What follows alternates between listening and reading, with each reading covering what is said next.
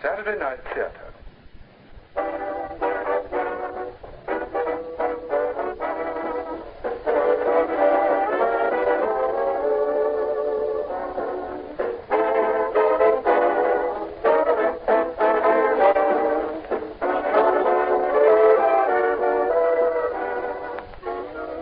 Terence Rattigan's comedy, While the Sun Shines, takes us back over 25 years to an embattled London, where a dozen allied nations mingled, and only the precious gift of laughter shed a ray of light on an otherwise somber scene. This production presents Ronald Lewis as Bobby, alias Ordinary Seaman the Earl of Harpenden, and the action is fought out in his chambers in Albany, that 18th century haven of ordered living not 1,000 miles from Piccadilly. While the Sun Shines.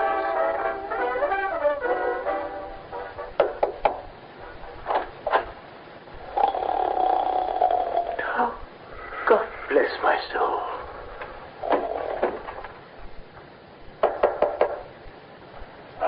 What is it, Horton? Your breakfast is ready, my lord. So I thought. Why did you dart in and out like that, like a scared rabbit? I beg your pardon, my lord. Well, bring another tray, will you? Very good, my lord. Oh. Will it be tea or coffee for the young person? Young person.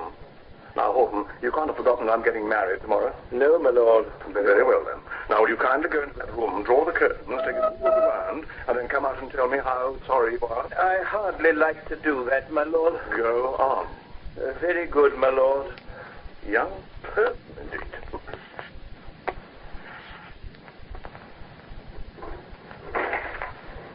I'm extremely sorry, my lord. Thank you, Horton. The gentleman who is at the moment asleep in my bed is an American, therefore it had better be coffee. Very good, my lord. Hello? Yes, my lady. Lady Elizabeth. Thanks. Run along, Horton. Very good, my lord. Hello, darling. How are you? Have a good journey. Not so nice. Well, couldn't you get a sleeper? Well, surely your father could have fixed it for you. Through the Air Ministry? Yes, but I consider coming up to marry me is work of national importance. How are you? Good. You didn't have any trouble about leave? When? Wednesday? Well, that gives us 6 days. Oh, pardon me. Good morning, Lieutenant. Good morning. No, darling, nobody you know. Well, not this morning, darling, because I've got an interview with the Admiralty. Let's meet for lunch. Perhaps you'll connect me there. 12:30. All right. Where are you staying? Gray's? No. I had a very quiet evening in bed at 10. All right, don't believe it. It's true. See you at 12:30 then. Bye. Let me get you a dressing gown. Just a minute. Where have I landed up, I wonder? Here you are. Oh, thanks. Pardon me, where am I? You're in my chambers in Albany. What are chambers? Flat. Apartment. Oh, what's Albany?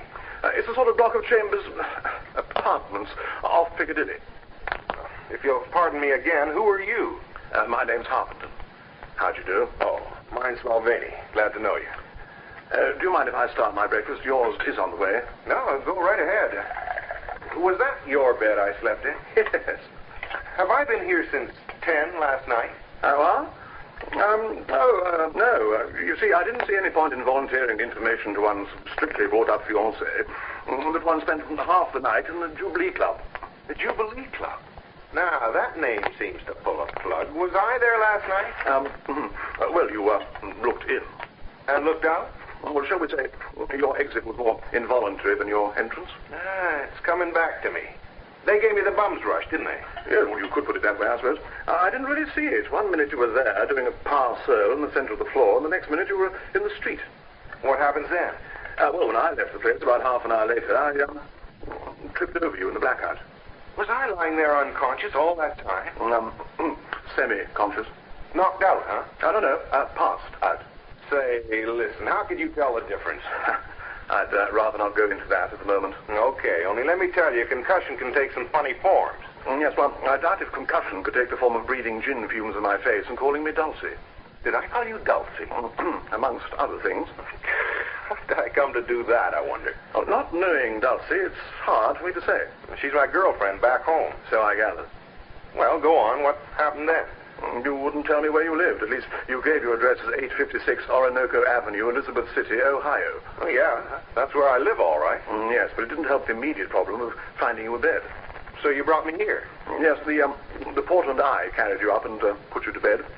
Say, I hope I didn't disgrace you. Oh, that's quite all right. The porters here have been used to putting people to bed for well over 100 years. Lord Byron had chambers in Albany. Did he now? Gee. Yeah, it gives one quite a kick to have slept in a place Byron used to sleep in. Did he write any of his poetry here, do you think?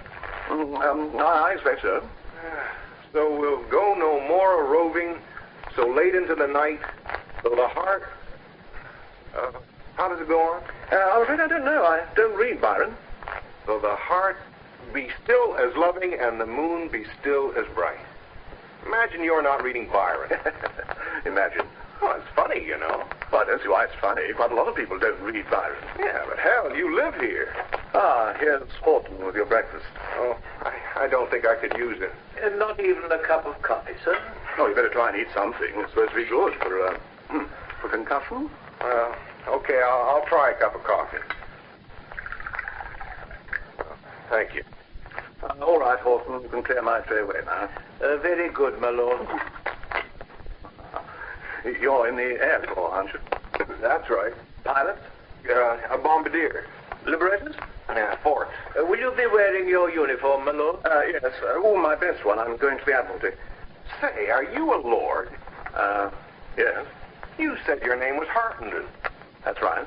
You mean you're Lord Harpenden? The Earl of Harpenden, sir. Will that be all, my lord? Yes, thanks, Horton. Very good, my lord. So, you're an earl. Yes. I'm afraid so. You're the first earl I ever saw. Oh, they're quite common, really, you know. It's funny. You seem quite an ordinary sort of guy. I am quite an ordinary sort of guy. Don't give me that. You're an earl. Oh, say, listen, what do I call you? My friends usually call me Bobby. Oh, I couldn't do that. Why not? Doesn't seem right. Well, last night you called me Dulcie. Gosh, so I did. What's your Christian name? Joe. Right. It's Joe and Bobby from now on. Now, listen, I've got to go and dress. How long is your leave? 7 days. Where are you staying in London? Well, nowhere yet. I only got here yesterday. Well, you can stay here, if you like. Oh, hell no. I couldn't do that. Oh, that's all right. I won't be here after tomorrow. I'm getting married, you see, and we're spending our leave together in Oxford. Oh, gee. Congratulations. Thanks, dear. Well, what's that going to make her? I mean, what's the feminine of Earl? Countess. Oh, countess. I knew a girl who became a countess. She married an Italian. Really? She got herself a divorce, and now she's back in Elizabeth City, but she's still a countess. Yes, well, of course, Italian countesses don't mean very much. I don't mean to be rude to your friend. Oh, that's okay. Ellie's a good girl, but she's not one of nature's countesses. So much for Ellie. Well, now, it's settled, isn't it? You're going to stay here for your leave? Well, it's darn kind of you, Bobby. My man Horton will look after you. Your man Horton. This slays me. Oh, does it? Well, I must go and dress. Oh, just a minute. Before I finally accept your very kind invitation, would it would be all right?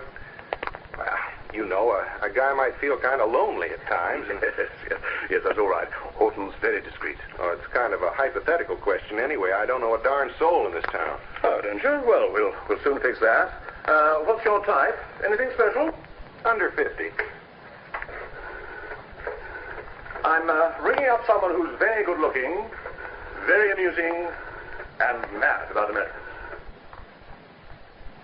Hello, extension 5651, please. Thanks. She works at the Air Ministry. Typist. What? Typist. Stenographer, isn't it? Oh. Hello, could I speak to Miss Crum, please? Lord Harpenden. I'll ask her around for a drink, and then you could invite her to dinner or something. Hello, Mabel. Bobby. How are you? Well, I told you before not to go out with pearls. Yes, I know they're pets, but that's not the point. Look, darling, what time is that horrible old Sir Archibald letting you off today? Well, what are you doing at the office if it's your day off? Oh, I see. What about coming around here for a drink? Albany? In about an hour? There's an American I want you to meet. Yes, a pet. He's a bombardier. He's got the most wonderful story about a raid they made on the other side. It'll thrill you to the marrow. All right, darling. I may be out. I've got an interview with the Admiralty. I don't suppose it'll take long. That's the girl. Yes, tomorrow. St. George's, Hanover Square. You're coming, aren't you? Yes, you did. You met her at the cocktail party about a year ago. Yes, that's right. Brown hair and grey eyes. Oh, darling, you are speaking as the woman I love. Yes, I do. Really, I do. Yes, of course I love you too, but in a different way. All right. There's you. She's coming round this morning. She's got the day off, so you can ask her to lunch. Hey, I haven't done a raid yet. Oh, haven't you? Well, don't suppose you'll mind. This is darn kind of you. Oh, that's all right. Just look on it as a bit of reciprocal lease left. Say, Bobby, can I use your phone? Yes, of course.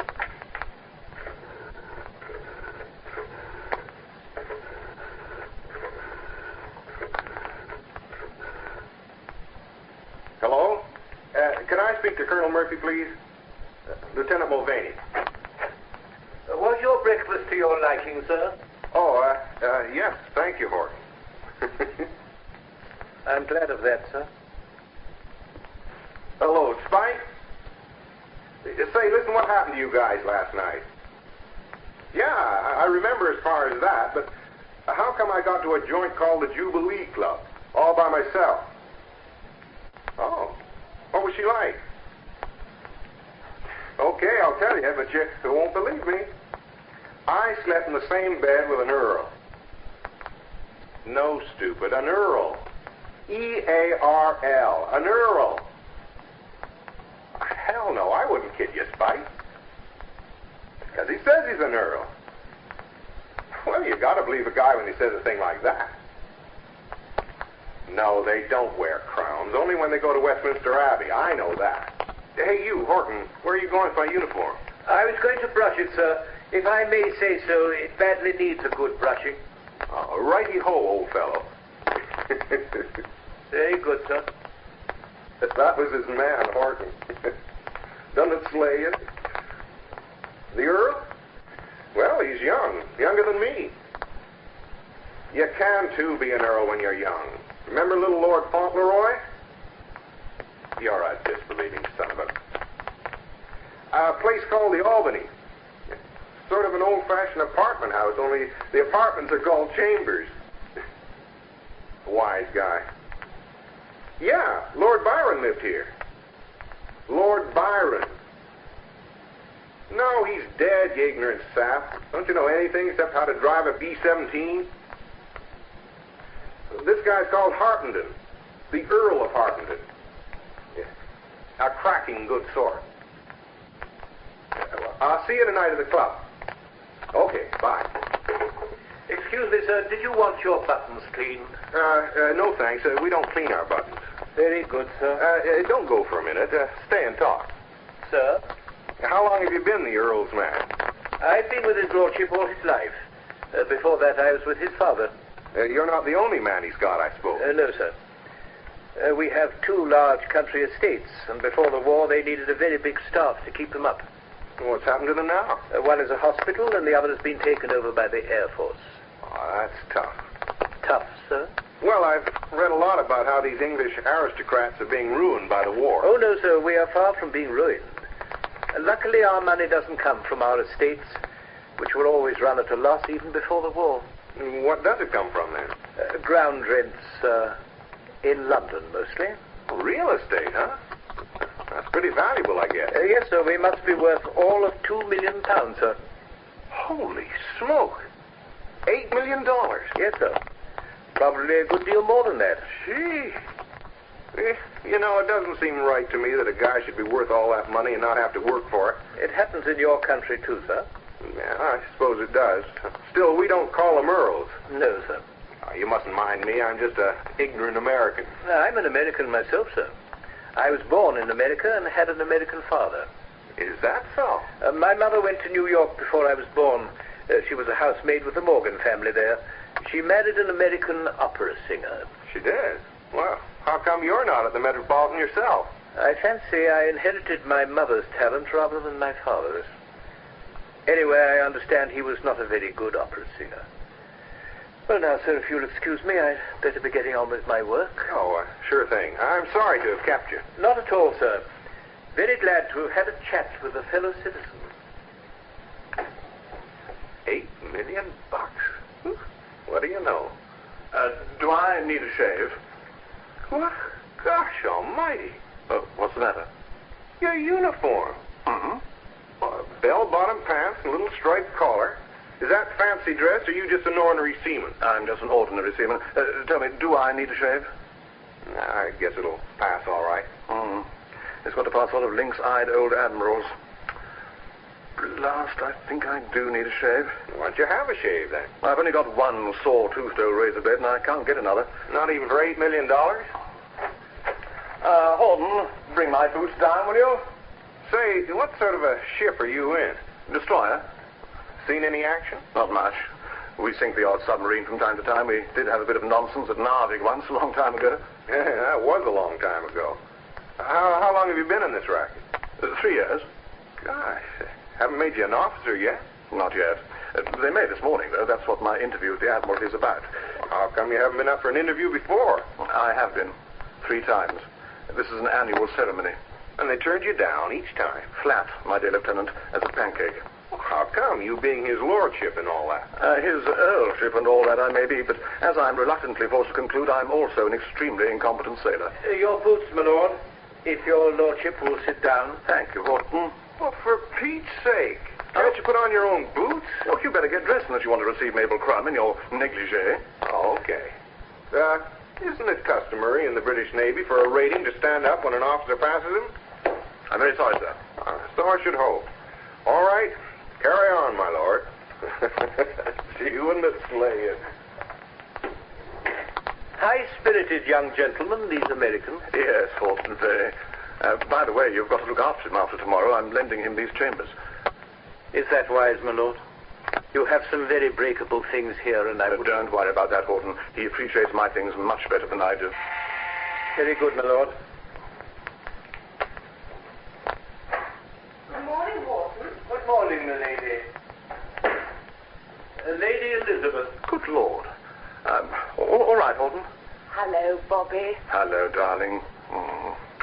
I told you I've got to dash off to this interview in a second.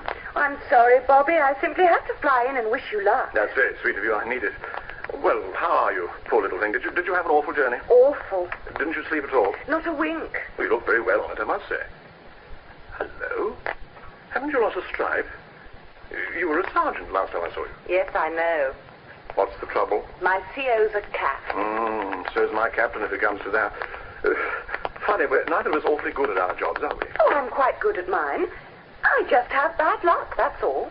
What did you do this time? I lost the plans of the station defense. Good Lord. Well, we found them again all right. I'd only left them in the ladies.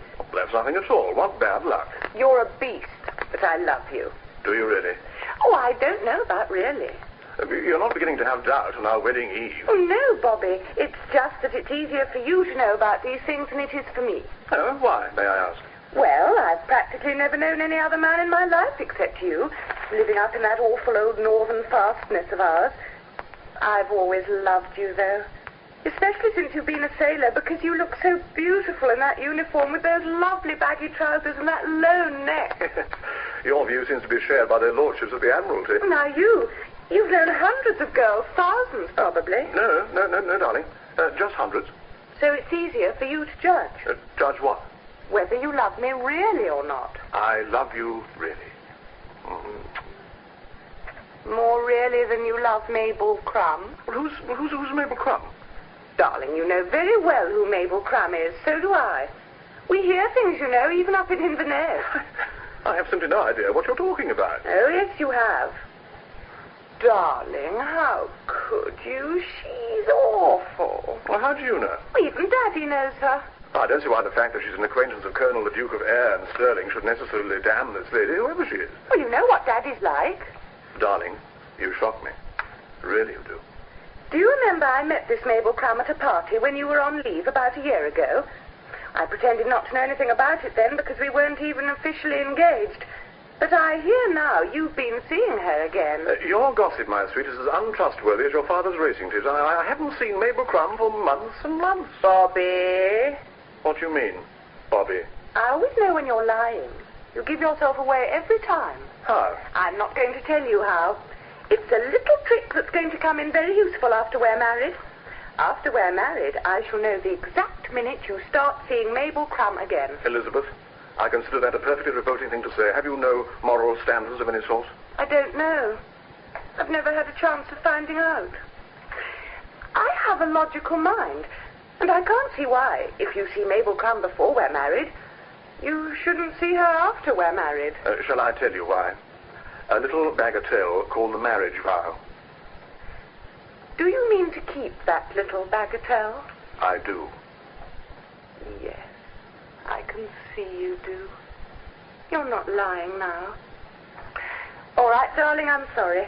It's only because I don't know anything about men. I've only got Daddy to go by. Yes, but for the sake of the future of the human race, I trust that is a misleading model. He's coming round to see you this morning. On business, he says. Oh, heavens, doesn't he ever do any work at the War Office? Not much. I think they only gave him the job because the army wanted to take over Dunglennon. What is the job? Liaison officer to the Pole. Oh, does he speak Polish? No, but he says he understands their point of view. Well, I should have thought a little ready cash would be more acceptable. Oh, he got that too. The bookies have got it by now. Which reminds me, darling, don't put any money into Zippy Snaps. It's as easy for you to sit there and say don't put any money into Zippy Snaps. Anyway, thank God, he'll miss me. I've got to go out. Oh, Bobby, I've just remembered.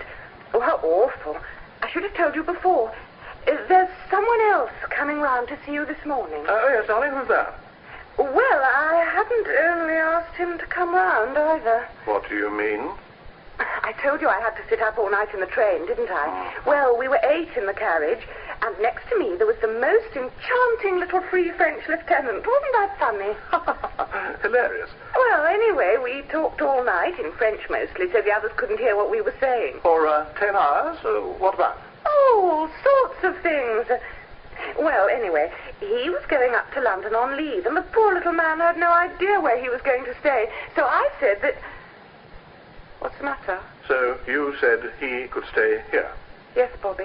I hope you don't mind, but I knew you wouldn't be using the flat after tomorrow, and I thought just for the one night you wouldn't mind him bunking in that bed with you. Darling, there is already a vast American bombardier bunking in that bed with me. He's in there now dressing. I refuse point blank for you or for Free France to sleep 3 in a bed. Oh, dear. Who is the American? It's rather a long story to tell you now. You say that this is a little Frenchman? Quite little. Of course, I only saw him sitting down. Would he fit on the sofa, do you think? Yes, I should think so. Oh, all right. Well, you'd better stay here and explain the situation to him when he arrives. I've got to go. See you at lunch. Goodbye. Or perhaps, now I come to think of it, it would be better if I just left a message for him with Horton.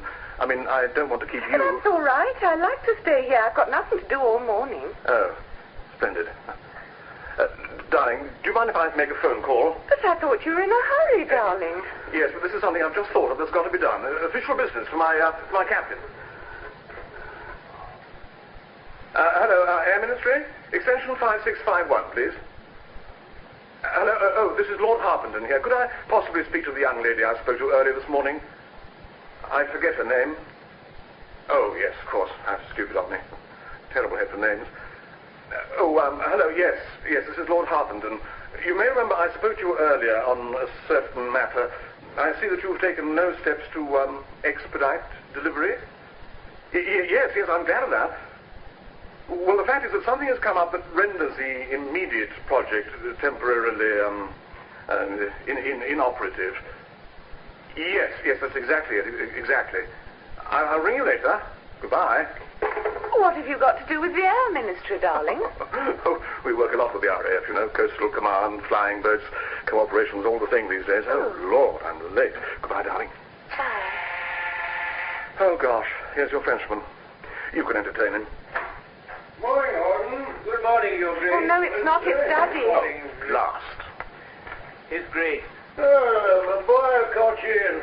Good, how are you? Looking well, anyway. All that ozone I expected, isn't it? Yes, sir, thank you. If you'll excuse me... That's all right, my boy. I won't keep you a second. Just wanted a little chat on certain rather pressing matters, business, you know. Daddy, Bobby's got an interview at the Admiralty, and if he doesn't start soon, he'll be late. Was it? Oh, I mustn't be late for the Admiralty, my boy. That'll never do. Yes, I quite agree. So I'll come straight to the point. I've just come from your solicitors. We've been looking over that marriage settlement. Well, now, that's a very handsome document, I must say. Very handsome indeed. There's just one thing. Coming a little nearer home. Do you mind, sir, if we discuss it some other time? If I'm late for this interview... Quite so, my boy. This won't take a minute. I noticed that no provision whatever has been made for your wife's family. That was agreed, sir. Agreed by whom? Not by me. No, sir, you weren't consulted by your daughter's solicitors. I had anyway agreed to make you an allowance. Oh, quite so, my boy, quite so. But these things are better on paper. On paper, my boy. Signed, sealed, and delivered. I can't see why. My dear fellow, these days we must face facts. Bobby, the time, look. Oh, Lord, I'm really going to be late. Please, sir, could we face them some other time? I tell you what, I've got a car. I'll drive you around to the Admiralty and we can talk some more about it on the way. What do you say? Thank you, sir. Only we must start now. Yes, that's all right. But by Joe, I nearly forgot the phone call I must make. Daddy, please hurry. That's all right, my dear. It'll only take a second. But my interview's for 1:30. Just a little tinkle, my boy. I won't keep you jiffy. Don't worry, darling. Yeah. Hello? Is that McDougal and Steinbeck? This is Primrose Path speaking. Primrose Path. I want £50 each way. Was it? Oh, well, it's in the post. Yes, posted it myself. My dear sir, I can assure you. The old account? Oh, well, there was a little mistake over that. My servant forgot to post it. Yes, devilish stupid of him.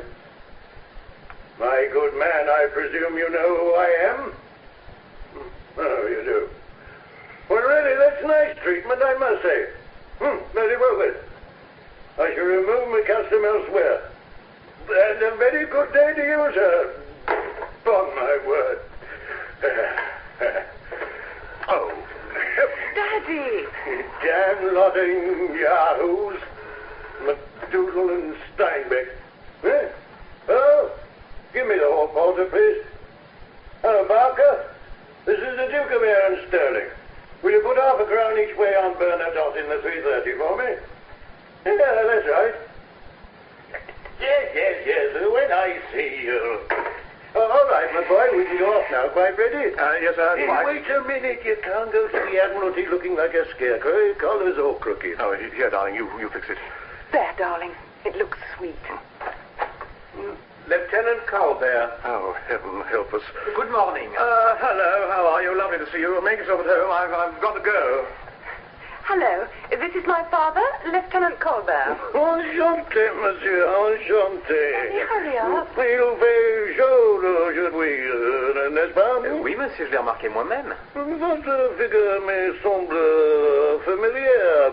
Vous connaissez Paris? Oui, monsieur, je connais Paris. Oh, for heaven's sake, sir. All right, my boy, I'm coming. Well, we must meet again, monsieur. Vous devez venir avoir un morceau à manger avec moi à mon club. Turf. Avec plaisir, mon colonel. Captain, cool. Goodbye, my dear. I'll pick you up later. Now, my boy, come along. The point I had in mind about this settlement is that it's a form of insurance. Sit down, won't you? Thank you. It's all right about using the flat, except that you will have to sleep on the sofa just for tonight. Oh, that is very kind. Who was the sailor? Oh, that was my fiancé, Bobby Harpenden. Your fiancé? You're surprised. Well, you told me he was an earl. I had not expected to see him dressed in that manner. You pictured him with a little coronet and an ermine cloak. Hardly, milady, but I imagined him a little older and with a big moustache and a hook nose. I don't know why. Do you mind not calling me milady? Oh, I beg your pardon. What must I call you then? Well, later on last night, we were calling each other Elizabeth and Renee. Last night was last night. And today is today. I don't see what difference it makes. Milady, Elizabeth, I made one of two errors last night. Either I said to you too much, or I did not say enough. Well, you didn't say too much. Then I did not say enough. Elizabeth, do not marry this man. Not marry Bobby? Why ever not? I implore you, turn back before it is too late. But I love him. Why should You I? love him? Yes, you told me so last night, but you also told me what is the truth. You told me you had for him no passion, no white-hot burning of the heart. Oh, dear, did I really say that? You did not employ those words, but that is nevertheless what you said. Oh, you love him, oh, yes, we will agree. So that one love one's brother or one's little puppy dog. But you are not in love with him, not in 1,000 years. But I may be in love with him. It's just that I don't know, that's all. Anyway, ordinary, quiet, restful love is a much better basis for marriage than this white-hot burning passion of the heart, or whatever you call it. Oh, no, Elizabeth, oh, no. That is why you make such a terrible mistake. I see it all so clearly. Two great English houses. The alliance planned from an age when you were both little children. Oh, no, it's not like that at all. Both of us have always been perfectly free to choose. That is what your families have allowed you to believe. But even if I'm not in love with Bobby, and I don't admit that for a minute, mind you, but even if I'm not, at least he's in love with me. Is he? And what about the woman? Crum. Oh, dear. Did I tell you that? Turn back, Elizabeth. Turn back, or you will ruin 2 lives. But supposing I don't marry Bobby, what then? I'll go back to Inverness, and after the war I'll go on living in Dunglennon, and I'll never meet anybody again as nice or as good-looking or as all right, as rich as Bobby, and I'll just be an old maid and sink into a decline. You will not be an old maid, nor will you sink into a decline. It is not in your face. You are very beautiful, but that is nothing. You have in your eyes a joy, a desire, a voluptuous flame of life that will not be quenched. Have I? Wait, Elizabeth, wait, and one day you will find a lover worthy of those eyes. How do you know I will? I know it. That is all. You have only to wait. And I know, too, that you will not have to wait for very long. I believe you're making love. You have the right to believe that, indeed. I'm going to tell Bobby every single thing you've said. Very well. He will strike me with the right hook, and that is unfortunate, but... I hope he does strike you with a right hook, and a left hook, too. You see how angry I have made you? If what I said was not the truth, you would not then be angry. You would merely laugh. I do laugh. I think everything you said is frightfully funny. I may not be laughing outside, but I am laughing inside like mad. I will go. I repeat, turn back, Elizabeth, before it is too late. Leave this Earl who does not love you to his titles and his riches and his crumbs. Oh, go away. Very well, Elizabeth.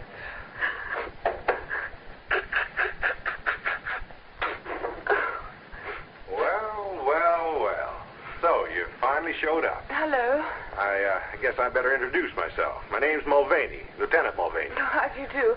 Oh, that's okay. You don't have to tell me who you are. Your pal, the Earl, told me all about you. He told me about you, too. Yeah, I know. Well. I'm telling you, that son of a gun didn't exaggerate one little bit. In fact, he didn't tell me the half of it. Oh, thank you very much. Among other things, he said you had a soft spot for Americans. Did he? Oh, well, of course I like Americans very much. Strictly between ourselves, I got a soft spot, too, for babes who look like you. Oh, that's splendid. That's terrific. Say, listen, how about a little drink? I could use one myself. So could I. I wonder where the Earl keeps his liquor, if any. Oh, in that cupboard over there. Yeah. You'd know a thing like that, wouldn't you? Who better? Hot dog. There's some scotch. Isn't there any sherry? Sherry? You wouldn't fool me, would you, babe? You'll take scotch and like it. Oh. Here you are. Oh, I couldn't possibly drink that. Would you mind, boiling it for you? Okay. It's much too strong. Oh, go on. It won't hurt you. Here's to Anglo-American relations. Anglo-American relations. What's the matter? Well, I'm not used to drinks as strong as that at this time of the morning. Yeah, I know. Bobby didn't tell me you'd be in uniform. Suits you, though. Gosh, that blue brings out the color of your eyes. Oh, do you think so? I certainly do think so.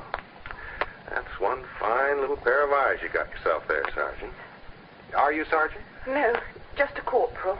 Not for long, I'll bet. Say, aren't all the air marshals crazy about you? They don't appear to be.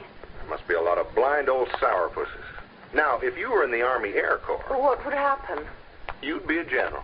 I wish I were in the Army Air Corps. You're not the only one who wishes that. Tell me, babe, what do you like most about Americans? Well, I've met so awfully few working where I do. But if you're typical of them, then I've got to admit that... Go ahead. Admit what? Well, that they're a bit different from other men. Different in a good way or a bad way? In a good way. Okay. So, let's have another drink. Oh, no, please. Now, listen, babe. You're not fooling anyone but yourself with this Pollyanna stuff. I want another drink. You want another drink. So we both have another little drink. It's good stuff, too. Pre-war by the smell of it. Here you are.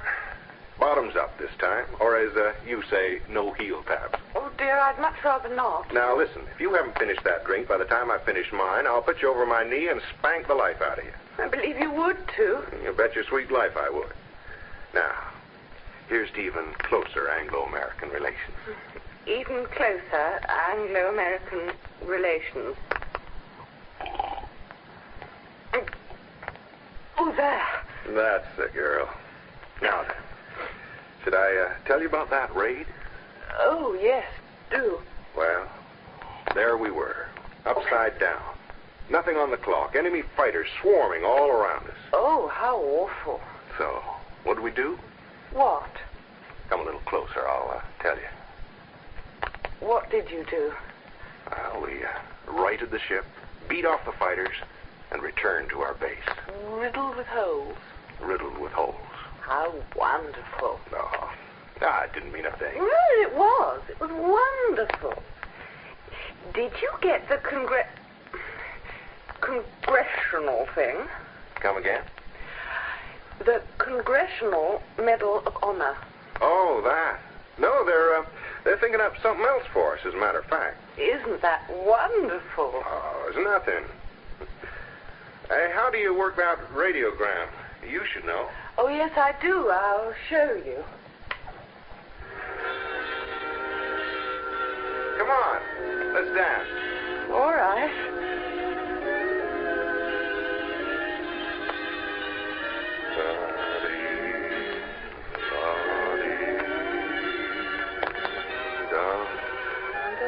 Gosh, baby, you're one of the loveliest things I ever saw in all my life. And I'm not kidding. You're rather lovely yourself. Give me a kiss, honey. No.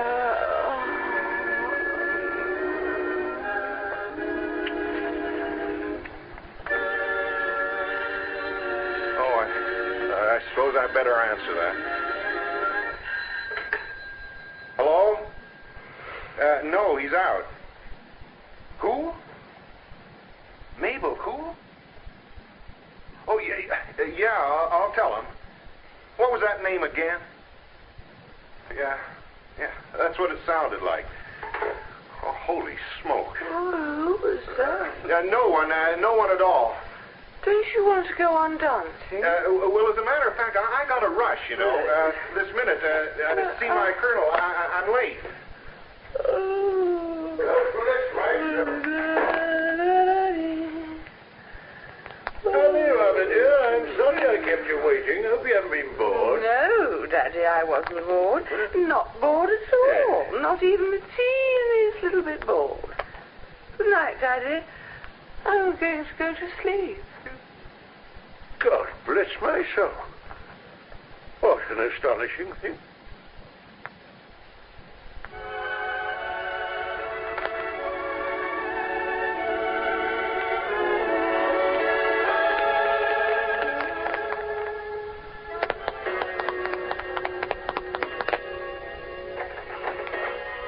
Hello, Mabel, darling. Getting on well, I see. Oh, hello, Bobby. Mm-hmm. That chair's a tight fit for two, isn't it? Well, I didn't think you'd be back till later. I'll turn this off. I'm sorry, Joe. I went on a pub crawl all by myself and got bored. All my friends are out of town. Well, what about Freddie Dawson? Oh, his leave's been cancelled. He went dashing back this afternoon. Wasn't he going to be your best man? Yes, he was. I knew it was a mistake to choose a commander. Joe, what about you deputizing for him? Well, it's darn kind of you, Bobby, and I sure appreciate the compliment, but maybe I'd better not. Oh, why not? Well, I'm an American. Just the thing. It's an excellent gesture towards closer Anglo-American relations. Yeah, you're telling me. Oh, hell, Bobby, I'd just love to do it ordinarily, and I'm grateful to you for asking me, but count me out. There's a good guy. Oh, all right. What about you, Mabel? I could dress you up as a sailor. Oh, darling, I couldn't trust myself. I'd break down and cry and tear the bride's eyes out. Oh, isn't she a nice girl, Joe? Don't you adore her? Yeah, I sure do. He doesn't. The fact is, he's fallen in love with a girl he met this morning. Hey, that's not true. Whatever gave you that idea? He won't stop talking about how lovely she was and how melting and soft and alluring. And then apparently he made an awful boo because he blushes scarlet whenever he thinks of it. Hey, listen. Oh? Who was she? No one at all. I was making it all up. It was a whack. Tell us about it, Joe. Oh, have a heart, will you? Something I'm trying to forget. Tell us about yourself. Oh, how did the interview go? I forgot to ask you when I phoned. Uh-huh. What went wrong? I was a quarter of an hour late in the first place. My hair was too long and I hadn't shaved. I didn't know how many twopenny halfpenny stamps I could buy for half a crown. In short, for the fourth time in this war, I proved conclusively to the Admiralty and to myself that I am not the officer type. Oh, too bad. Tell me, did you see your fiancée today? Only for a few seconds, at a hotel about drink time. I was supposed to meet her for lunch, but she rang up to say she had a headache and had gone to bed. A headache, huh? Oh, well. You know what I think I'm going to do? I'm going bye-byes myself. Oh, leave me alone with this man-eater on my wedding eve. Man-eater nothing. If you want to see a real man-eater, you come to Elizabeth City and I'll show you one. Dulcie? Oh, hell no, not Dulcie. I meant Ellie. Oh, Countess Ellie. Dulcie's a good girl. I'm in love with Dulcie. I hope. Oh, gee, Miss Crum, I must be going nuts. I forgot all about seeing you home. That's all right, Lieutenant. I can easily see myself home. Hell, you live outside London in a village called Kensington or something, don't you? All right, Joe, don't worry. I'll see she gets home. You go to bed. Oh, okay. Good night, folks. Night. Did you have a good time tonight?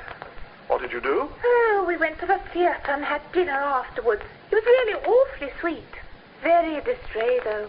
I think he really did have some rather shattering experience this morning. Really? Poor Pet was in such a state about it, whatever it was, that he wanted to go dashing off after dinner to the park or somewhere to think things out, he said. Isn't that typically American, to go to the park to think things out? He didn't want to come back here at all, until I said you'd be awfully offended with him if he just faded away without saying a word.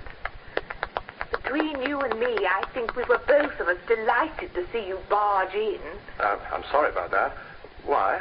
Well, because he doesn't like me so much, and because I love you so much. Oh, I bet you say that to all the sailors. Look, it wasn't only because I was bored that I came back early tonight. I wanted to see you. Did you, darling? Yes. First I thought I'd write you, then I thought that was a bit, Then I thought I ought to tell you myself, although it isn't awfully easy. So, you see, we've always been good friends, and I'd hate anything. Oh, Lord, I wish I could come to the point. You don't have to, darling. I know what the point is. After tonight, you don't want to see me anymore. That's it, isn't it? You're an angel. But, darling, don't be silly. I knew it perfectly well. Well, I don't see you very often. And when I read you were getting married, I thought, well, that's that. He'll just fade quietly away and I won't ever see him again. I didn't even expect a letter because anyway, you're not a very good letter writer, are you? I must say I'm rather grateful you told me, though. I didn't tell you. You told me. You tried to anyway. Can I get myself another drink? Yes, of course. What are you putting in my bag? Nothing. Just your taxi fare home. Let me look. Oh, a check for 2,000? Darling, you are a fool. The correct thing for me to do now, I suppose, is to tear it up, grind the pieces into the carpet with my heel, burst into tears and say you've insulted me. Oh, I hope you don't. I won't. That's the sort of insult I appreciate. Oh, those notes make me dizzy. Now, don't spend it all at once. No. I'll pay a quarter's rent in advance. I'll pay my dentist. He'll have a stroke, poor little man. I'll buy a new fur coat, pay for that gin, buy that sapphire brooch, and, oh, yes, I'll pay for Brenda's operation. What's left can go into war savings. Darling, take that smirk off your face and don't make any of those nasty, dry comments. Will you believe me that there's never been any arrière-pensée? Oh, darling, arrière-pensée. Oh, arrière-pensée, then. There's never been any thought of things like that behind any of the little favors I may have done you in the past. My greed got the better of me just now. Otherwise, I would have torn up that check and made a scene. Do you believe me? Yes, darling, I do. Well, that's all, except... Well, goodbye. And thank you very much. Something in my eye again. I'll kiss it well. Oh, Lord, now who on earth's that? You don't suppose it's Elizabeth, do you? Oh, she wouldn't come round here alone at this time of night. Why ever not? She's rather old-fashioned in these matters. Horton's in bed. Just in case of accidents, would you mind awfully going up to the kitchen for a moment? Why the kitchen? Well, it's the only other room available. Oh, all right, darling. Take your drink. Have you got cigarettes? Uh-huh. Good. Now, you go up the stairs and turn to the left. Not the right. That's where Horton sleeps. Okay, darling. Oh, all right. Just coming. Joe. Joe, come out of there. What's cooking? That's exactly it. You're to go up to the kitchen and keep Mabel Crum company. The kitchen? Why? What are we going to do up in the kitchen? And you need me to brief you? Here, take a bottle of gin. Now, come on, up the stairs and turn to the left. That's it. Up you go. That's the idea. Oh, I'm very sorry, sir. I have no idea. That's all right, it's most urgent. Listen. Are you feeling strong enough to stand a shock? Yes, I think so, sir. Why? I've just come from seeing Elizabeth. I was with her for over 4 hours, but she's adamant, I'm afraid adamant. Adamant? About what? My boy, brace yourself. Yes, sir, I have braced myself. She said she's not going to marry you. Oh. Did you hear what I said? Yes, I heard what you said. Why isn't she going to marry me? That's just it, I don't know. Oh. She talked a lot of gibberish about planned alliance and wrecking 2 lives and her not having any white-hot burning thingamajig about you or something. What was that about white-hot burning thingamajig? Well, I can't remember the words exactly. There was something about a voluptuous flame of something or other. I remember that, and then there was this white-hot poppycock, and then, well, to cut a long story short, she says she's not in love with you anymore. Oh. Now keep on saying, oh. Well, there doesn't seem much else to say, except, oh. Good grief, man. If I were in your shoes, I'd put up such a shindy they'd hear me in Timbuktu. I take it that in spite of the fact your daughter says she doesn't love me, you're still in favor of this match? Of course I'm in favor of this match. It's a damn good match. I'm fond of you, my boy. You know that. I feel about you as I feel about my own son. Oh, thank you, sir. Well, what are you going to do about it, eh? I'm going to have a drink. Robert, I'm disappointed in you. Anything for you? Oh, whiskey and soda. What on earth made her change her mind like this? Well, I've been thinking it out, and it occurred to me that something that happened this morning might have some connection. Thanks. Good health. Oh, what happened this morning? Well, something devilish fishy. Deuced odd, whole thing. When I came back here to pick up Elizabeth, I found her in a state I can only describe as peculiar. Peculiar? How peculiar? Devilish peculiar. Between you and me, my boy, don't let it go any further. If it hadn't been Elizabeth, I'd have said she was sozzled. Sozzled? Elizabeth? Stinko profundo. She insisted on putting her feet up on the sofa and dropping off to sleep there and then. Well, she had a headache. She told me so when she put me off for lunch. Yes, later on she did have a headache. Not at the time, though. She was as gay as a bee when I found her. And her breath. Sherry? Whiskey. But she hates whiskey. My boy was unmistakable. You can't deceive me. I've had too much experience of it in our family. Good Lord. No, that's not the end of it. Just before I came into the sitting room, while I was talking to Horton out in the hall, a young man came dashing past me and out through the front door going like the wind. What did he look like? Well, he was tall and dark, and he was in uniform. Well, no, not our uniform. As a matter of fact, I think he might have been one of those Americans who are wandering about all over London these days. American? Then I know who it is. You do? Right, my boy. Your duty's plain. You must get in touch with this scallywag. I don't need to get in touch with him. I mean, he's here. Here? Where? In the kitchen. In the kitchen? What's he doing in the kitchen? I tremble to think. Oh, good Lord, just don't stand there. Get him down from the kitchen. Well, I'm not at all sure. Well, if you won't, I will. Hey, you! Up in the kitchen. Whoever you are. Leave whatever you're doing and come down at once. At once, do you understand? Yeah, that ought to fetch him. What am I to say to him? Leave it to me. What's the matter? Did someone call? I did. Hello, Tippy, darling. How are you? Oh, it's you, Mabs. Now, sir, I must ask you for an explanation. By the way, this is Lieutenant Mulvaney, the Duke of Ayr and Stirling. Holy mackerel. A duke? I want a straight answer to a straight question. Have you or have you not been making love to my daughter? Well, here's the way it is. Oh, by the way, what do I call you? Never mind what you call me. Answer me question. Say, Bobby, is the Duke of Ayr and, who's it, your father-in-law? Yes, to be. Or rather, not to be. Darling, what a lovely Hamlet you'd make. Stop it, Mabs. You shouldn't be here at all. Darling, go back in the kitchen. Do you mind? Oh, right. If the lieutenant did make love to your daughter, you might ask her to get in touch with me sometime. No, sir. Your answer.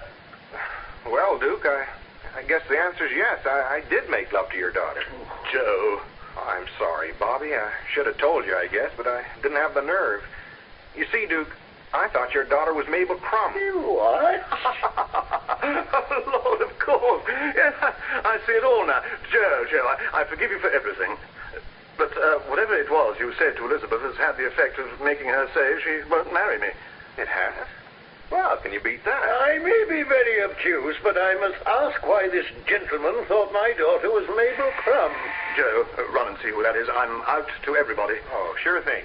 You may be satisfied with this fellow's explanation, but he seems devilish flimsy to me. Why on earth did he think my daughter's Mabel Crum? Oh, for heaven's sake, sir, he did. Isn't that enough for you? No. It's a little French guy. He says you promised him he could sleep here. Oh, Lord. Where is he? Right here in the hall. Come in, won't you? Merci, monsieur. How are you? I'm so glad you came. Nice to see you. I wonder if you'd mind awfully going up to the kitchen for a moment. The kitchen? Yes, it's up the stairs and turn to the left. You can't miss it. Yeah, it's quite comfortable up there. There are 2 armchairs and a bottle of gin. Ah, dès qu'une bouteille de gin, j'y vais tout de suite. Nous verrons tout à l'heure. See on about now. Now, listen, Joe. You've got to put this right. What do you want me to do, Bobby? The best thing I should think would be to go round to see her at Gray's and explain the whole thing. What's the good of that? He'd only start making love to her again. Oh, no, he won't. What makes you think I won't? Joe. I'm sorry, Bobby. It does seem one hell of a way to return your hospitality. Oh, please, don't start apologizing. I couldn't bear it. Oh, so you couldn't bear it? Why, good heavens, man, you're not going to let him snatch the girl you love from under your very nose? How can I stop him? Well, good Lord, at least you can fight him, can't you? Knock him for 6 through that window. He's too big. Besides, I like him. Like him? What's that got to do with it? Pardon, messieurs, mais... Go away, monsieur. Allez-vous en. Mademoiselle Crum has told me that something has arisen in connection with Milady Elizabeth. Might I ask, is it that Milady has decided not to marry me, Lord Harpenden? Yes, that's right. Then if you are searching for the reason of your decision, I think I can give it to you. It is I alone who am responsible. What? This morning I advised the Lady Elizabeth not to marry this lord. Wait a minute. Am I to understand that you made love to my daughter, too, this morning? I cannot deny it, monsieur. But why, monsieur? Pourquoi? Because I love her. Well, what is more, if, as you say, your daughter has taken my advice, then it appears probable that she has returned my love. I shall be obliged, gentlemen, if when in due course you have concluded your deliberations, you would inform me with how many members of the United Nations my daughter is to form an attachment. Personally, I'm going to the kitchen to have a gin with Mabel Crum. I suppose you will wish to knock me down, Miller. You're certainly smaller than Joe, but at the moment I don't see what's to be gained by knocking you down either. Considerable satisfaction. Come on, Bobby. Let's you and me gang up on him and bounce him down the stairs. What do you say? Sure, I see I'm facing 2 enemies. That is a surprise. I should have thought you, Monsieur l'Américain, would have been my ally, seeing that my confession has saved you from being falsely accused of stealing this your fiancée. Falsely accused nothing. Elizabeth's leaving Bobby because of me. I don't think so, monsieur. She's leaving him because of me. Listen, I made love to her. So did I make love to her. I said she was the loveliest thing I ever saw in all my life. I too said she was very beautiful. Yeah, but I made real love to her, see? I kissed her. Don't mind me. At what hour did you take these liberties with Milord fiancé? What the hell does it matter? What hour? It matters very much. Try, if you will, to remember, was it after 11 o'clock? Not much after. But after, nonetheless. Yeah, I guess so. What abominable luck, sacré northern people. And these attentions of yours, she repents them? I'll say she did. Oh, I'm sorry, Bobby. Not at all. But before you go on, I think I ought to tell you, I hope you won't both be too angry with me. This morning I also made a little love to my fiancée. And at one moment I even went so far as to give her a kiss. I'm most terribly sorry. You must both try to be generous and forgive me. At what hour was it you gave your fiancée a kiss, Miller? Oh, yes, of course, that's very important, isn't it? It was, let me see, about 10 minutes to 11. 10 minutes to 11, that is all right then. It was a few minutes after 11 that I advised her not to marry you and to await a lover more worthy of her. Oh, yes, I see, yes. A lover more worthy of her. Yes, Miller, I was naturally referring to myself and had too much delicacy to say so. Ah, nuts. What right have you got to go running around saying those sort of things to guys' fiancés? Huh. Well, at least I had some sort of excuse for behaving as I did. He had none. I had every excuse. Last night on the train from Inverness to London, I sat next to the most adorable young girl I had yet seen in England. She's merely a corporal, what? So naturally, I opened conversation. You see the sort of guy this is, a railroad menace. Oh, not at all. When in Rome, I do as the Romans. And in English trains, I usually try to give the impression of having died in my seat. But this opportunity I could not let pass. I find my wife is not at all what I imagine. I find she is to marry the following day a young and immensely rich noble whom she patently, from a thousand little hints she gives me, does not love, and who, it is equally patent, does not love her. And why is that so patent? I find he keeps a mistress. I keep a mistress? That young woman I have just met in the kitchen is not your mistress? No. She's Mabel Crum. Oh, do not misunderstand me, Miller. I am not prudish in these matters. A man can keep 100 mistresses and still maintain a happy and successful marriage. But when I hear that he keeps Mabel Crum, naturally I say, then of course he cannot love Elizabeth as wholeheartedly, as devotedly, with the same white-hot, burning passion. White-hot, burning thingamy, eh? Miller. She mentioned some such idiotic phrase to her father when she told him she wasn't going to marry me. She did? Splendid. Then perhaps it is still possible she has returned my passion. Listen, you little rat. The only way she'd return your passion is through the mail marked not wanted. The situation is not held by impoliteness, monsieur. We are at an impasse. You maintain she loves you, I maintain she loves me. We must devise a scheme of finding out the truth. I'll ask her, here and now. Good for you, Bobby. Only, listen, let me talk to her, will you? If he talks to her, then it is only fair that I talk to her, too. Now, look, I'm a patient man. I have sat, mainly in silence, while you two gentlemen have gloatingly described in the fullest and most sordid details the vile attentions you have forced on the girl I love. May I remind you, however, that you are under my roof, and you're both very much mistaken if either of you imagines that you're going to have tuppence worth of verbal love play with my fiancée on my telephone. But, Miller, since this evening she's no longer your fiancée. We'll see about that. Hello, Grace? Lady Elizabeth Randall, please. Yes, darling. Bobby. No, please don't. All right, then. I promise not to argue. Just tell me why. Yes, but your father wasn't as explicit as I'd like, and... When will I get it? Tomorrow? Yes, but I want to know tonight. Darling, don't cry. I only want to know what's happened. Yes, but what's the difference between loving someone and being in love with someone? All right, then tell me, is there someone else? What do you mean you don't know? Well, let me tell you, I do know. Hey, give me that. Go away, Joe. I know it's one of two men. The fair play, Miller. The fair play, my Fanny. Sorry, darling. All right, but let me tell you, so that you'll be warned. One of them is a vicious French snake who goes about bothering young waifs in railway carriages, and the other is a lecherous American who mistook you for a trollop. I insist on the fair play. Hey, you little rat, give me that phone. Don't believe him, Elizabeth. I don't think you're a trollop. I love you. Écoutez, Elizabeth, I'm not a vicious French snake. I love you passionately, devotedly, with a burning... She has rung off. Huh? What did you expect? Miller, I'm astonished with you. Was that what you learned on the playing fields of Eton? I was at Harrow. Hey, Mulvaney, where do you think you're going? Oh, I just thought I'd go out for a little stroll. I suppose your little stroll wouldn't take you anywhere near Elizabeth's hotel, would it? Oh, no, you're not leaving this flat tonight. Oh, look, Bobby, be reasonable, will you? I got to get to see Elizabeth tonight. If he goes, then I go too. And if you both go, I go with you. Another impasse. There is only one solution. What's that? The fair play? Exactly, Miller, the fair play. Each man to go on the hotel in turn. Yeah, but who goes first? Alphabetical order? Oh, no, thank you, Mr. Colbert. Then we must toss up a coin. Hey, wait a minute. I don't think I agree to this. If you don't agree to my suggestion, Miller, then I should be painfully compelled to side with this large lieutenant against you, and you would not then stand much chance. I got an idea. Do you guys play craps? Once, a long time ago, I have forgotten. Well, it's quite simple. Do you know how, Bobby? Yes, vaguely. You have to make 7 or something, don't you? Yeah, 7 or 11 wins straight off. A 2 or 3 loses. But with anything else, say a 6 or an 8, you have to throw until you make that number again when you'd win. Or a 7 when you'd lose. You get the idea? I think so, yes. Okay, Bobby, I'll shoot you first. Now, take one and flip it. Flip it? Yeah, like that. Okay, mine. Now, I shoot first. 8. Now I got to roll an 8 before a 7. Little later from Decatur, little later sweet potato. Come up. I trust you are all enjoying yourselves. Yes, thank you, Monsieur le Duc. May I ask what you're doing? Shooting craps, Duke.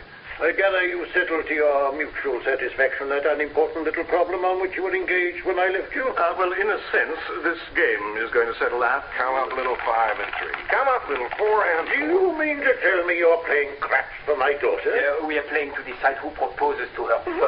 This is monstrous. It's unheard of. It's 18th century. Clear the floor, will you, Duke? You're spoiling my throw.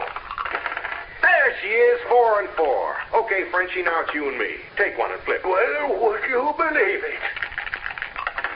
Okay, that's your throw. May I remind you, gentlemen, that it's my daughter you're dicing for? 9. Is that good?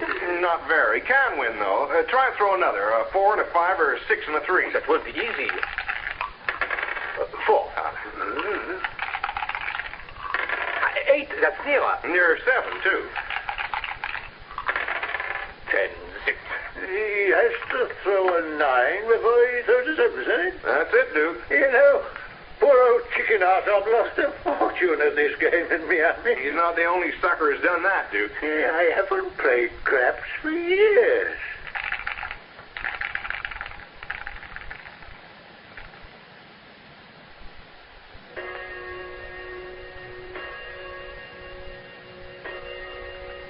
Come up, little 4 and 2. Come up, Papa. There she is. There's my beauty. 6 it is. That makes you owe me, let me see now, £565, 10 shillings. Do you agree? If you say so, I can't add anyway. Can't add, my boy. No wonder they won't give you a commission. You might get me another drink while you're about it. All right, but don't shoot till I get back. My dear boy, what do you think I am? Mulvaney is not returned yet. No. He's now been gone 3 hours and 50 minutes. Possibly she will not see him at this time of the night, and he's still waiting in the hall of the hotel. Not Joe. Here's your drink, sir. Thank you, Robert. 565, 10. Let's wipe out the 10 shillings, shall we? No, sir. Thank you all the same. Yeah, I feel devilish tired. Good Lord, look at the time, no wonder. Well, what's this infernal Yankee Doodle mean by keeping my daughter out all night? The question is not so much what does the infernal Yankee Doodle mean as what does your daughter mean? I'm worried. Shouldn't take her 4 hours to send this fellow packing. It's all your fault, Robert. He should never have countenanced this diabolical scheme. I suppose he's taken her to one of those bottle party places like the Jubilee or somewhere. My own guess is Hyde Park. Hyde Park? At 4 o'clock in the morning? If you believe that, then why didn't you go to Hyde Park and look for him? Hyde Park is a very big place. And anyway, it might be a Green Park. Yes, or St. James's if he comes to that with all those mangy ducks.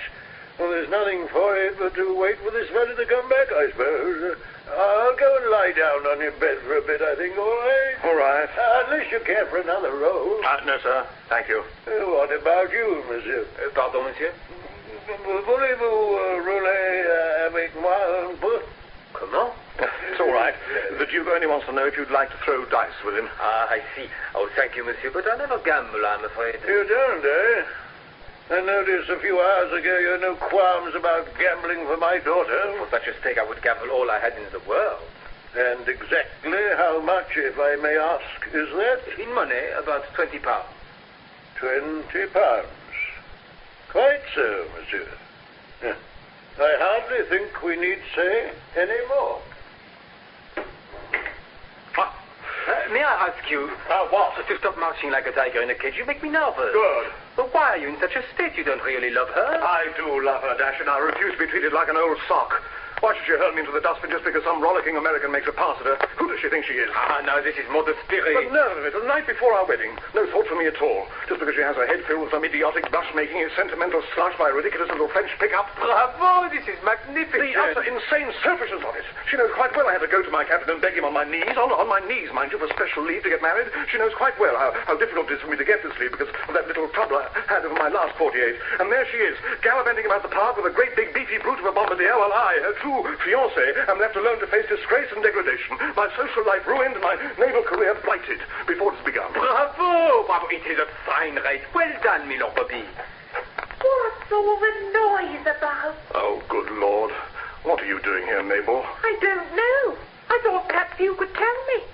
Do you mean to say you've been up in the kitchen all this time? I suppose I must have been. I've only just come to hear this extraordinary roaring coming from down here. Are you still rehearsing Hamlet, darling? Oh, my poor little back. I've slept in some funny places in my time, but never before in a kitchen armchair. I was terribly sorry. I'm afraid I clean forgot about you up there. Do forgive me, won't you? Oh, don't be silly, darling. You've had a lot to cope with tonight, haven't you? Rather more than usual, I admit. Poor lamb. Can I have a drink? Yes, of course, I'll get it. Is Elizabeth leaving you? Looks like it.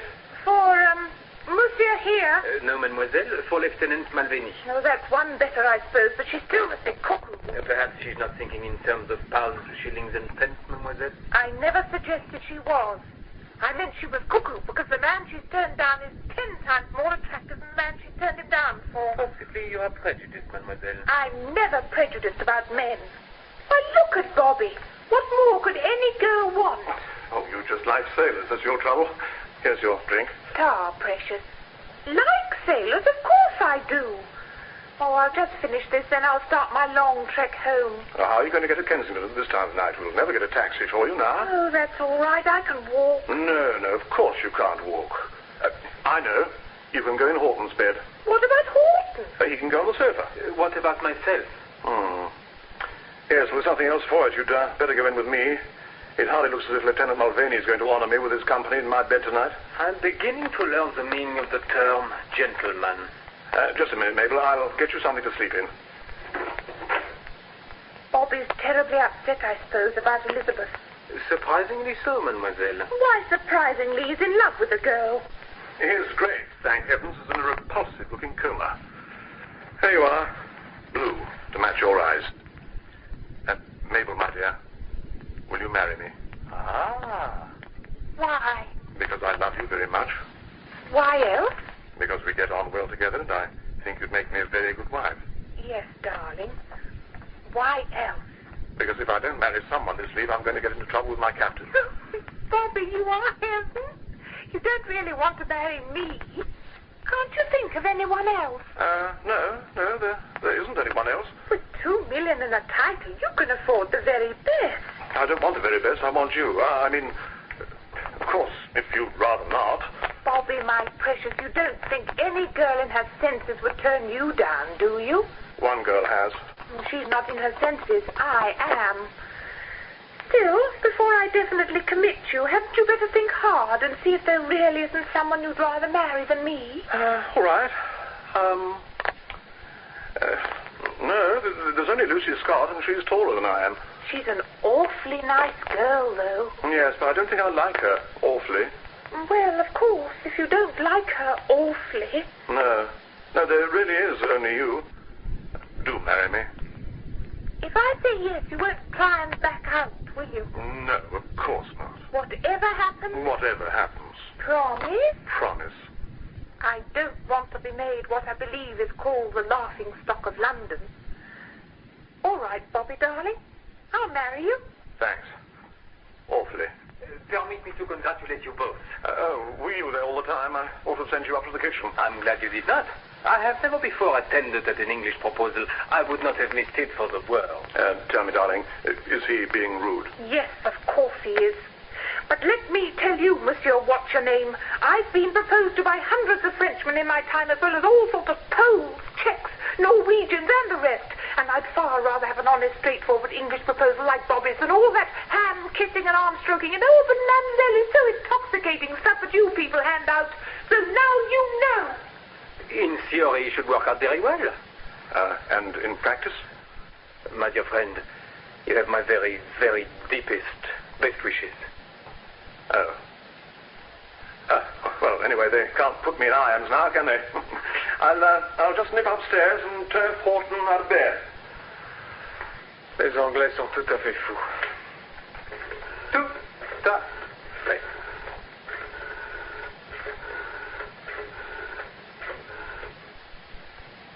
Hello, Grand Hotel. Has Lady Elizabeth Randall come in yet? Not yet. No message. Come along in, Joe. Ah, so you are back, yes? Well, Frenchie, how you been? Very well, thank you. And you? Oh, we've had a wonderful time, haven't we, Liz? Wonderful, Joe. You have been in Hyde Park? Sure. How'd you guess? The most heavenly night. There's a glorious full moon. Look, buddy, do you mind fading away for a second? I got a couple of things I still want to say to Liz. Very well. Well, Liz? Well, Joe, I guess this is where we say it. I guess it is. You're sure this is the way you want it? Yes, Joe, and so are you. I don't know so much about that. Dulcie to you. She's a good girl, Liz. Maybe one of these days I'll tell her about you. I should be careful about that. You wouldn't want to spoil Anglo-American relations now, would you? She'd understand. So, this is where we say it. This is where we say it. Goodbye, Joe. Goodbye, Liz. Come here. No, Joe. Oh, come on, Liz. You can't say goodbye forever to a guy standing 50 feet away from him. Have you forgotten I'm getting married today? What about yesterday morning, then? Well, that was different. You thought I was a trollop. What did you think I was? One day I'll write and tell you. Now I'll just say goodbye. Oh, I'm most terribly sorry to interrupt, but the Duke is anxious to talk to you, mon lieutenant. He is in the bedroom. Oh, okay. Don't they ever knock on doors in France? Hello there, Duke. Is Daddy still here? Well, I'd better see him too. No, wait an instant, milady. I must say it. I shall say it. You are making a hideous, terrible mistake. What? Turn back while there is still time. Turn back before you ruin yet two more lives. Oh, go away, you silly little man. Silly little man I may be to you now, milady, but the day will dawn when you will see me in a different light.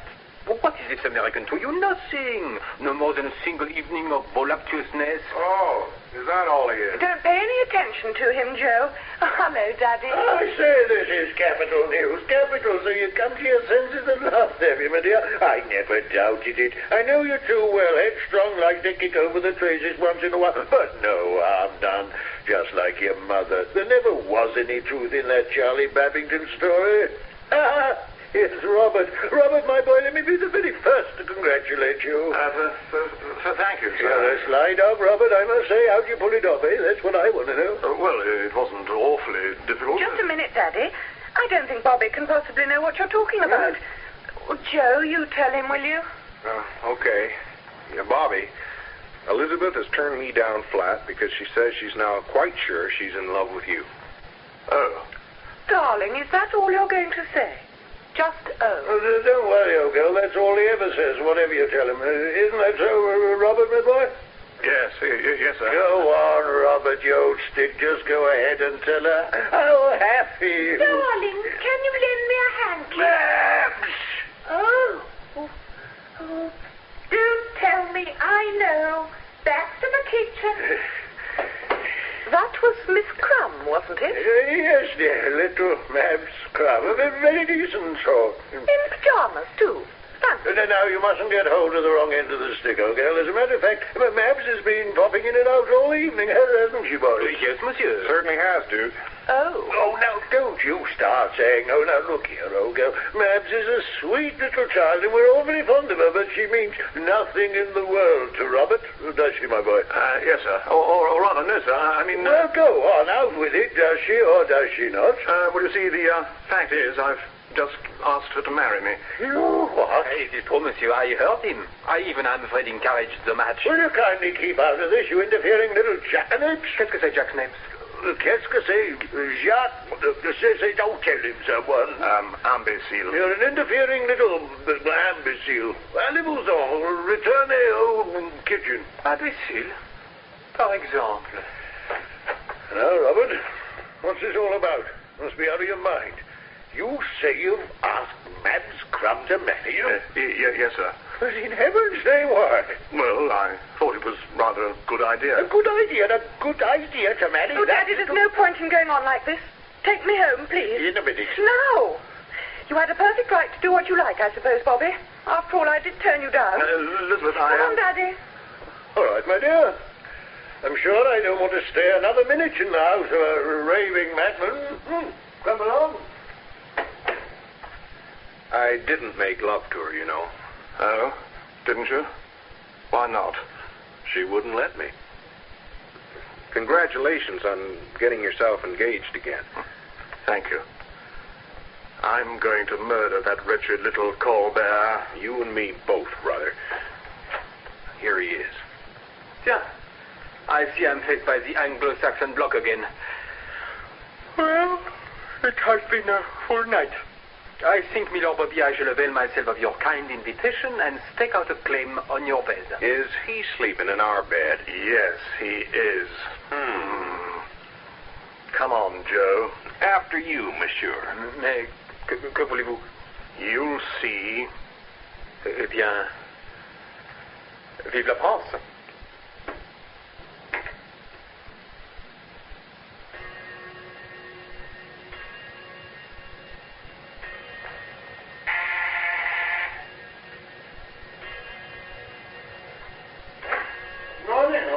Good morning, Your Grace. Hey, my taxi, will you? I have no change. Very good, Your Grace. Nobody awake? All three young gentlemen were asleep when I went in just now. I shook the shoulder nearest the wall, which I took to be his lordship's, but which proved to belong to the American gentleman. He told me to scram, which I understood to mean that they all passed a restless night, did not wish to be disturbed, and required no breakfast. You heard the news, I suppose, Horton? About his lordship's engagement to Miss Crum. Yes, Your Grace, he told me last night. I did attempt to indicate my disapproval with one of my looks, but for once he seemed quite unshaken. Oh, here is Miss Crum now. I'll go and pay that taxi. Hello, Tibby.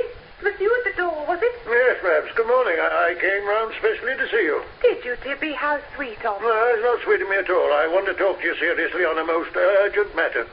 All right, then. Fire away. Cigarette? Thanks.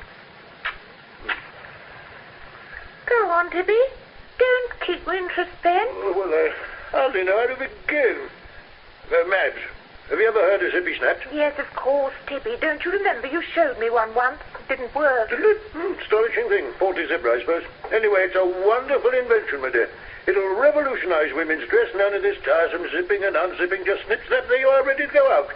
Oh, by the way, before we go any further, let me be the first to congratulate you on your engagement to young Robert. He's a blithering young idiot, of course, in many ways, but that's beside the point. Anyway, my dear, I hope you'll both be very happy. And now, returning to Zippy Snaps. Tibby, I've no money at all. I am, my dear. It's not your money that we want, it's you. Me? Exactly. Zippy Snaps will, as we develop, cater mainly for the feminine section.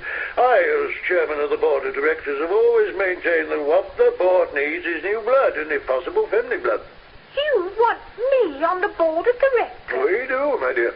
You're exactly the sort of director, or directress, rather, that we require. A smart, young, enterprising girl with a very well-developed business sense. Yes. And the fact that I'm the future Countess of Harpenden has nothing to do with it, I suppose. Well, of course, it's no good trying to hoodwink you, I can say. Well, that is, I admit, a consideration. A title, and that title especially, will look very well on the prospectus. Supposing I wasn't going to marry Bobby, would you still want me? Well, of course, my dear, of course. I've told you it's your talent and business acumen we want. Oh, but you are going to marry Bobby, aren't you? Well, he's asked me to, and I've said yes. Capital. Well, then, the whole thing's fixed. I rang up my fellow director this morning, and he agreed with the project entirely. The board, in fact, is unanimous. Well, what do you say? All right, Tibby. We'll get the whole thing signed, sealed, and delivered, and then we'll surprise young Robert with it. My word, won't he be proud of his little Mabs when he finds out what's happened to her? Let me see, is there a typewriter here? I don't think so. Why? Well, I thought I'd just type out a couple of letters, perfectly legal. One from me to you, the other from you to me. Then we can each sign them and the thing's done. Horton. By the way, Tibby, who's your fellow director? Lord Finchingfield. What? Not poor old Finchy. Is he out again now? Yes, Your Grace. Horton, does his lordship keep a typewriter in his chambers? No, Your Grace, but I do. Oh, where is it? Up in the kitchen, Your Grace. Lead me to it then, Horton. Now, don't go away now, Mabs. I'll be back in the jiffy. Okay. All right, Horton. I'll answer it. Good morning, Lady Elizabeth. Good morning. Come in.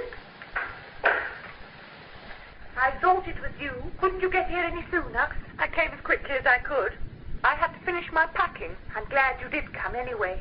You were so rude to me on the phone, I thought you wouldn't. Won't you sit down? Thank you. Do you mind saying what you have to say fairly quickly, as I have to catch a train at 10:45? I won't keep you more than 5 minutes. Bobby told you he'd asked me to marry him, didn't he? Yes, he did. Did he tell you that I'd accepted him? No, but then he hardly needed to tell me that. Well, I did accept him anyway. And do you know why? I think I can guess. I doubt very much if you can. Because I'm very fond of him and because I thought I'd make him a good wife. Really? He needs someone to take care of him, and I thought I'd be able to do that very well. I agree that you've never seemed to find much trouble in taking care of yourself. Yes. Unlike you, I had to, you see. You've managed very well. Thank you. I haven't done too badly for myself, I must say. To be the Countess of Harpenden is quite an achievement. Yes, it would have been, I suppose. Why? It would have been. Oh, because I'm not going to go through with it. That's what I wanted to tell you. Are you serious? Perfectly. I told you I was very fond of him, didn't I? That's why I can't marry him. Does that make sense? No, it doesn't.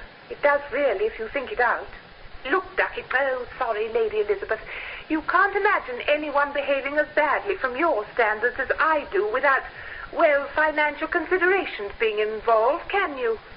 Well, it's not like that with me. I simply like men. Oh.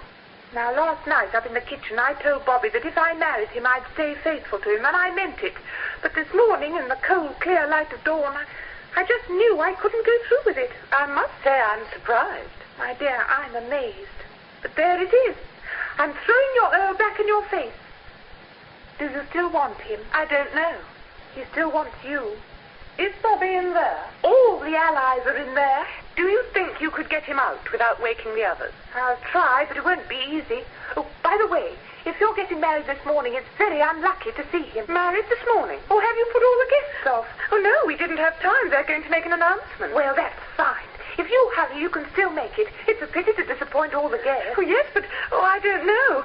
Well, anyway, I must see him. All right, then. Auntie Mabel will fix it. Now, you stand up there against the wall so you can't be seen. And I'll do the rest. Wake up, Bobby. Put on your dressing gown and come out. I've got a surprise for you. Oh, all right. There's a good boy. And you're to keep your eyes tight shut and don't open them till I tell you, or you'll spoil it. All right. But why have I got to keep my eyes closed? What is this? Darling, I'm not going to marry you. Aren't you? No, keep them shut. Aren't you, Mabel? Why? Well, there really isn't time to go into that just now. Do you really mean you're turning me down? Flat. Oh. I'm very upset. That remark would have more conviction if you could get rid of that joyous trill in your voice. Bobby, how much do you love Elizabeth? Very much. That's what I thought. Well, keep your eyes shut and don't open them until you hear the door shut. And don't look round when you do. For the very last time in my life, I'm going up to your kitchen. Bobby? Yes? Elizabeth? You knew I was here? I've guessed it. Is that why you said you loved me very much? No, that's the truth. Do you know why we mustn't look at each other this morning? I guessed that too. Do you still want to marry me, darling? More than anything on earth. In spite of everything that's happened? If you still want to marry me, That's good enough. I do still want to marry you much more than ever before. In spite of having no white-hot burning thingamy for me? White-hot burning thingamy is a mistake. It may be all right for some people, but not for me.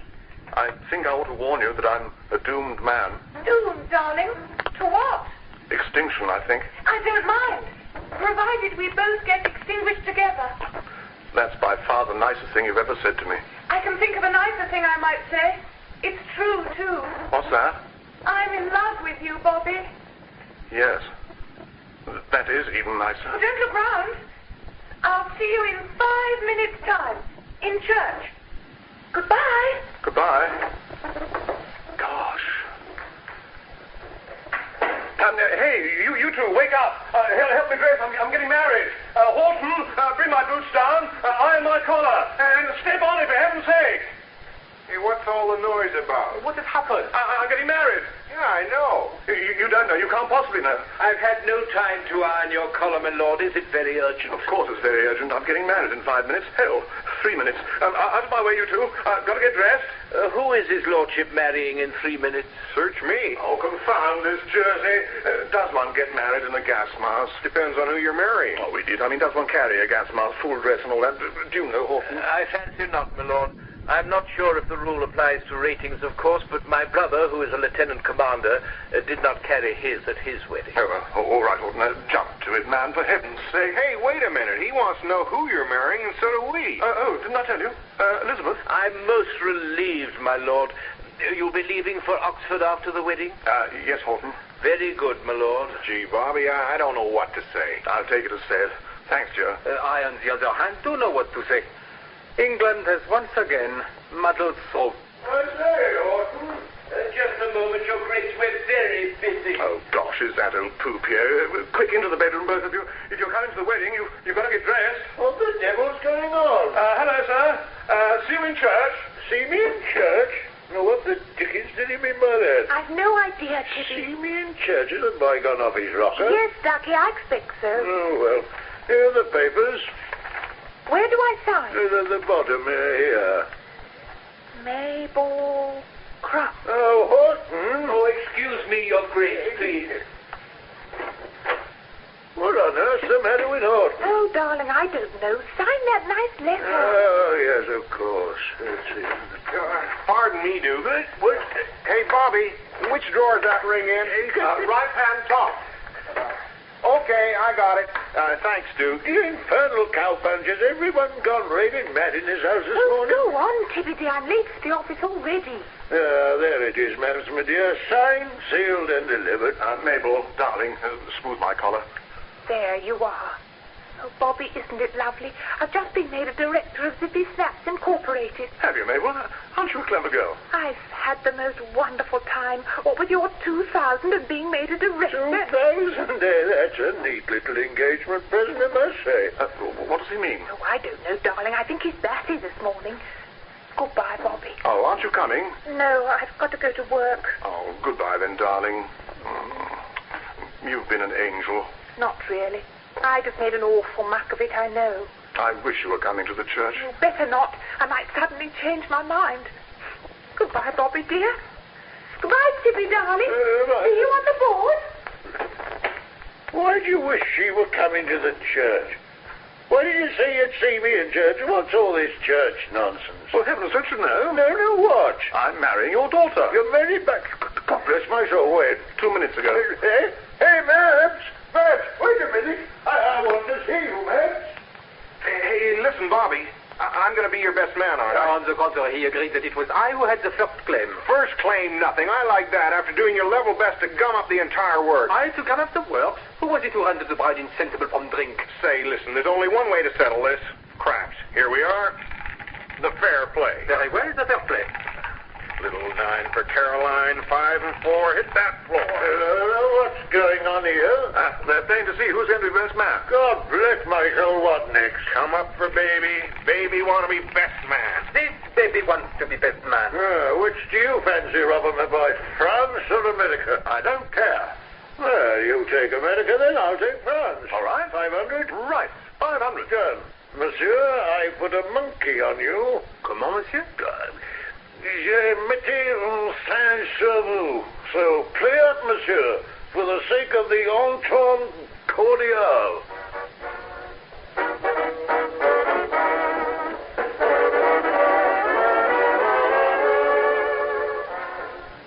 In While the Sun Shines by Terence Rattigan, adapted to radio by Cynthia Pugh, Ronald Lewis played Bobby.